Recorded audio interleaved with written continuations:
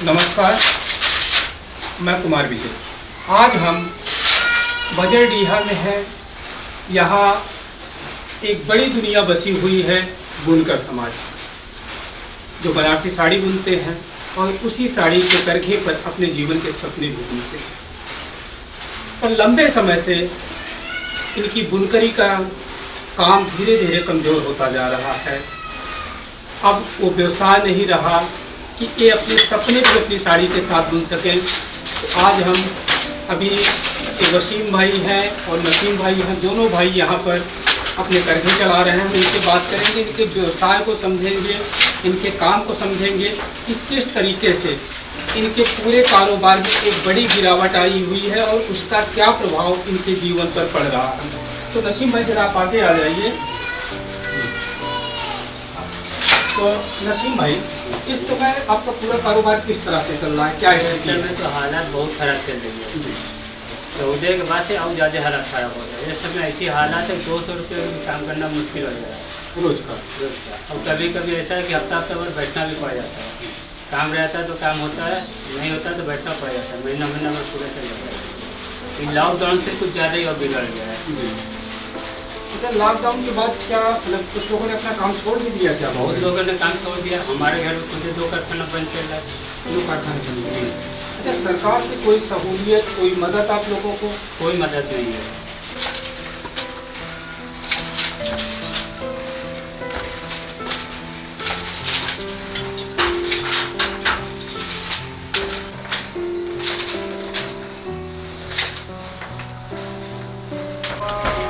जैसे कोई जीवन का धागा बुन रहा, उसी मोहब्बत के साथ ये साड़ी का धागा बुन रहे हैं। तो वसीम भाई, ये साड़ी बनाने में कितना दिन लग जाएगा? ये अगर हम मेहनत से अगर इसको हम बनाएंगे लगभग 10 दिन लगेगा। 10 दिन में एक साड़ी तैयार होगी। तो जब ये साड़ी बाजार में जाएगी तो लगभग इसकी कितनी कीमत होगी?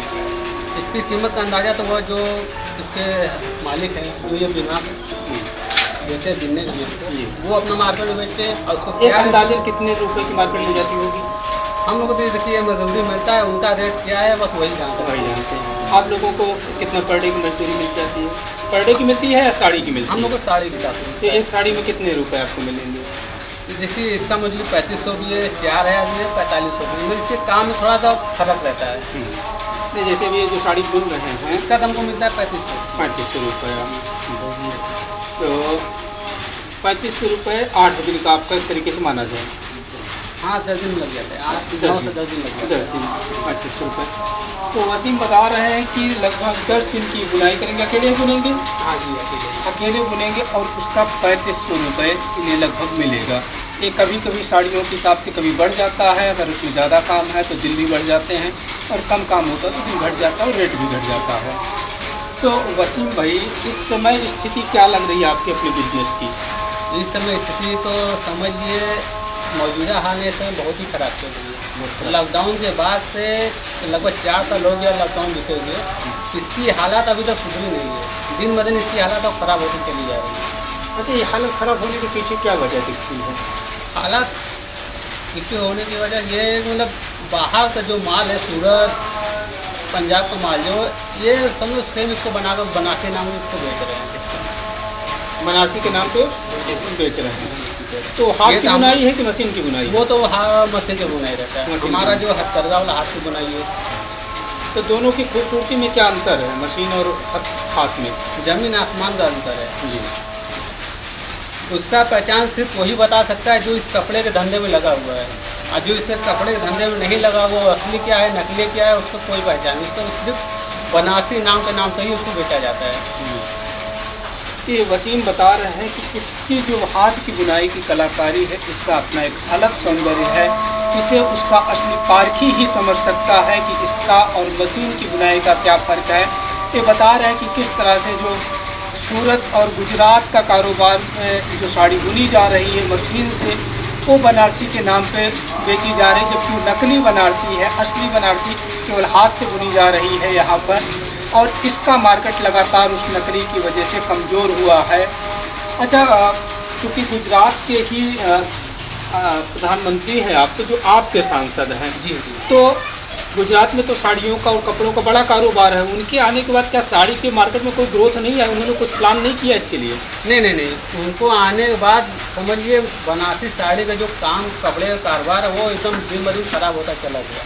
वो सिर्फ अपने गुजराती भाइयों को ही इसको जो है कपड़े का मार्केट जो उपलब्ध करा रहे हैं। तो क्या यहाँ बनारस में भी गुजराती भाई आ रहे हैं क्या? गुजराती भाई तो बनारस में भी आ रहे हैं, यहाँ तो लोग जाकर खुद गुजरात में काम कर रहे हैं हमारे बनारसी भाई लोग। यहाँ का धंधा तो खत्म हो चुका है जी। वहाँ पे जाकर अपना सब परिवार समेत वहाँ पे जाकर अपना दिनों रात काम करते हैं। तो यहाँ जो लोग काम करते थे, जिनके पास कई अपने करघे लगे हुए हैं, तो वो लोग अब क्या सोच रहे हैं, क्या करेंगे अगर ये धंधा ऐसे ही चौपट होता गया तो? ऐसे ही चौपट अगर धंधा होता गया तो फिर आगे जाकर कोई ना कोई काम तो करेगा ही। अभी देखिए लॉकडाउन के बाद से हालात इतने ख़राब हो गए, बनारसी साड़ी काम तो ऐसे दिन ब दिन ख़त्म होता चला जा रहा है। लोग गारा मट्टी करने के लिए मजबूर हैं, गारा मिट्टी के साथ साथ लोग सब्जी तक बेच रहे हैं, सब्जी के साथ साथ लोग टोटो चलाना शुरू कर दिए हैं।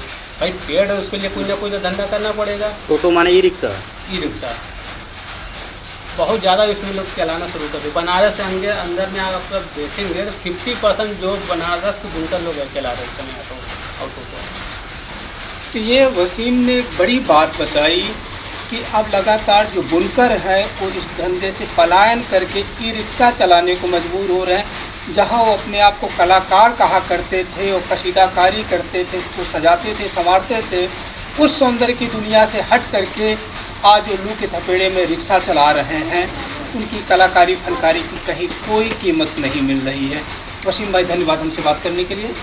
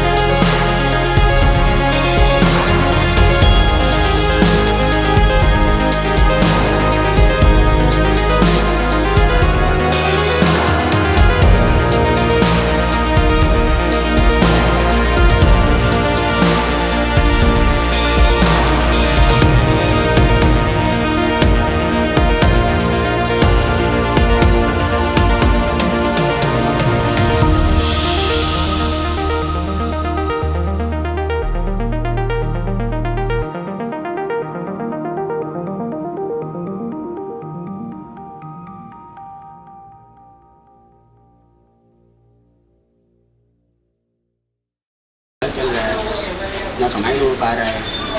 तो आपको क्या लगता है, मतलब अगर कौन सी ऐसी चीज़ हो कि ये धंधा आगे बढ़ जाए, कैसे बढ़ सकता है, कैसे बचा सकते हैं जब इसको? सरकार से सपोर्ट करेंगे तब वो आगे बढ़ सकता है। सरकार से क्या सपोर्ट चाहिए? स्पोर्ट बढ़ने माल आ ही नहीं रहा है, माल आएगा लेकिन मिलेगा नहीं, जब मिलेगा तब तक काम धंधा होगा। और सूरत की बनारसी साड़ी का बड़ा मार्केट चमका हुआ है, तो क्यों?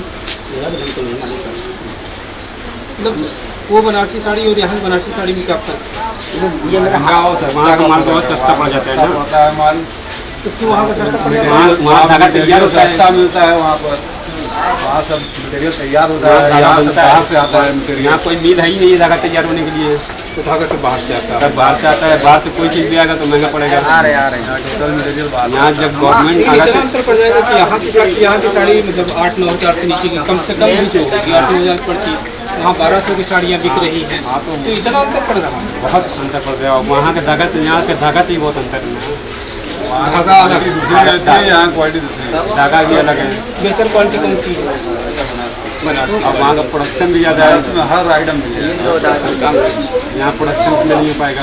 जब बढ़िया धागा बिनाएगा तो उसमें प्रोडक्शन नहीं हो पाएगा, बढ़िया माल नहीं बिना रहा है, इसीलिए महंगा पड़ता है। अच्छा, यहाँ जैसे अभी पावर लूम आपका चल रहा है और हथकरघा चल रहा है, तो दोनों में मतलब कौन ज़्यादा बेहतर काम कर रहा है?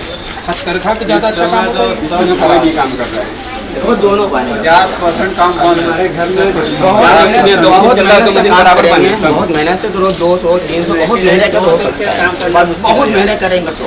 इस बस्ती में आप घूम रहे हैं, कोई घर ऐसा नहीं है जहाँ पर मशीन नहीं है, लेकिन आवाज़ कितना आपको सुनता है। तो बच्चों को कैसे, मतलब आदमी परिवार कैसे पालने में कोई शुरू करेंगे? चल रहा है ऐसी किसी तरह जो है चल रहा है, आदमी गुजारा कर रहा है।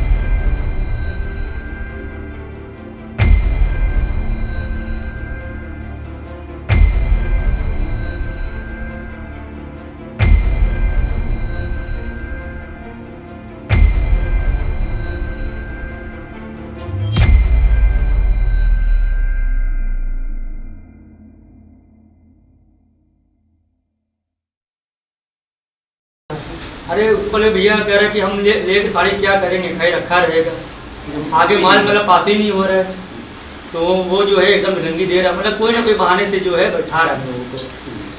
स्थिति इतनी खराब हो चुकी है। तो अभी कमाई की क्या स्थिति होगी, कितना कमा ले रहे हैं? कहाँ भैया 200 कभी 100 ऐसे स्थिति हम लोग खराब हो गई। इतना बुरा कहाँ हम लोग काम होता है तो मतलब कम से कम मतलब खाना में 400-300 कमा लेते हैं। तो 100-200 का मतलब वो ज़्यादा से ज़्यादा 6,000 रुपये महीना। बस स्थिति इतनी खराब हो गई तो है। 6,000 रुपये में जीवन कैसे चल पा भैया रहा है? कैसे चले, देखिए ये सब बच्चे हैं और पालना बड़ा मुश्किल हो जा रहा है सबको। समझ लिए 6,000 रुपये महीना कमाता है। आज बेटा यहाँ आओ, शिक्षा मांगा, यहाँ आओ। हाँ, ये देखिए हमारी बिटिया है, चल बेटिया तू आगे। बड़ी बिटिया है हमारी। यहाँ हाँ, यहाँ, यहाँ यहाँ, यहाँ यहाँ दोनों आ जाओ, तीनों आ जाओ, कोई दिक्कत नहीं ये है। बच्चों को पालना इतना मुश्किल हो गया है। आ जाओ। क्या नाम है बिटिया? मुँह से हाथ हटाओ। हाँ? लाइबा फातिमा। हाँ। तो किस क्लास में पढ़ती हो? पढ़ने जाती हो कि नहीं? हाँ, तीसरे में पढ़ती हूँ। तीसरे में पढ़ती हो। तो अब बताइए बच्चे का फीस है कैसे सब है, मतलब होगा, दिमागी काम नहीं कर रहे। सब कुछ अब्बू खरीद के दे रहे हैं कि नहीं खरीद दे रहे हैं? दे रहे हैं। पढ़े जाना, बहुत मेहनत से कमा रहे हैं। भैया मेरे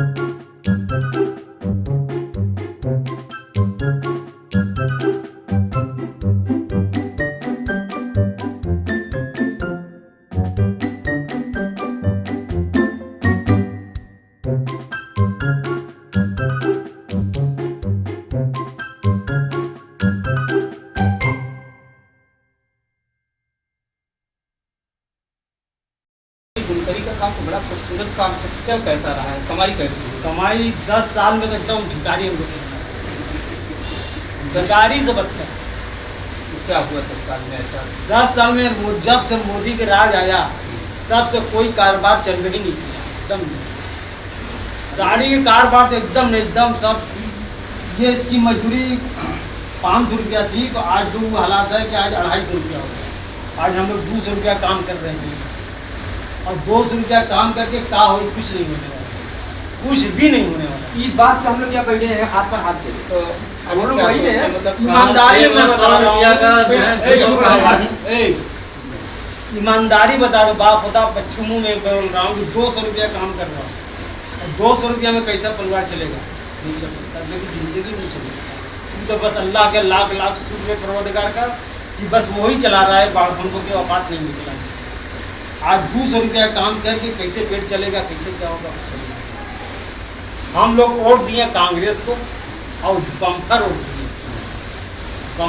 दिए, और जद्दोजहद करके वोट दिए कि शायद यहाँ से कांग्रेस जीत जाए और सत्ता पर तक कांग्रेस के मतलब बने, सरकार की कुछ रोजगार चले। रोजगार मोदी के राज में कुछ है ही नहीं है, कुछ भी नहीं है। ये शहाबुद्दीन है। शहाबुद्दीन के मन में कहीं ना कहीं बड़ा करुण भाव है, बहुत अपने धंधे से निराश है, अपने काम से निराश हो गए हैं कि अब जो कमाई की उम्मीदें थी वो कहीं ना कहीं ख़त्म होती नज़र आ रही। बता रहे हैं कि रोज़ का 200 रुपये कमाना भी मुश्किल हो रहा है। ऐसे में इनका जीवन कैसे चल रहा है उसको इन्होंने अपने ईश्वर पर छोड़ दिया है कि जैसे चला रहा है वही चला रहा है। कोई मतलब उस हालात के बारे में कुछ खुद भी बयान नहीं कर पा रहे हैं कि कितना कठिन हो चुका है जीवन। उनकी आंखें भी बता रही हैं कि जीवन कठिन हो चुका है। शायद इसी उम्मीद में चाहते थे कि अब सरकार बदले तो शायद हालात बदले। बनारस के बुनकर समाज से जिनकी आंखों में आंसू भरे हुए हैं, वो कहीं से गर्व नहीं कर पा रहे हैं कि उनका सांसद आज प्रधानमंत्री बनने जा रहा है, क्योंकि पिछले 10 साल से भी वो प्रधानमंत्री यहीं के सांसद के रूप में रहे और इनके जीवन में कोई बदलाव नहीं आया, बल्कि लगातार इनका जीवन खराब होता गया, इनका कारोबार खराब होता गया।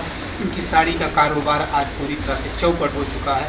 बनारस की बुनकरी आज दम तोड़ती हुई नज़र आ रही है।